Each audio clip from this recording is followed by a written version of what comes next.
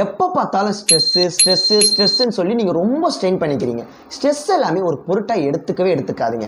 ஏன் சொல்கிறேன்னா, நீங்கள் ஒரு கவலையை தூக்கி உங்கள் மனசுக்குள்ளே வச்சுட்டு இருந்தீங்கன்னா அதை நினச்சி இன்னும் கவலையாவீங்களே தவிர்த்து அதுலேருந்து வெளியே வர மாட்டீங்க. அதனால தான் சொல்கிறேன், இந்த உலகம் வந்து ரொம்ப பெருசு. நீங்கள் நினைக்கிற அளவும் நான் நினைக்கிற அளவும் இல்லை, ரொம்ப ரொம்ப ரொம்ப ரொம்ப பெருசு. நம்ம இருக்கிற இடம் மட்டும் தான் நம்மளுக்கு உலகமாக தெரியுது. அதெல்லாம் கிடையவே கிடையாது.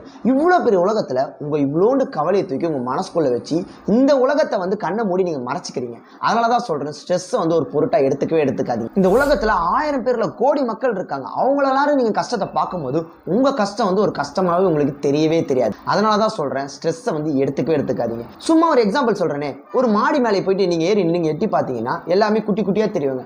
அதே நீங்க ஃபிளைட்ல போகும்போது பார்த்தீங்கன்னா இன்னும் குட்டி குட்டியா தெரியுங்க.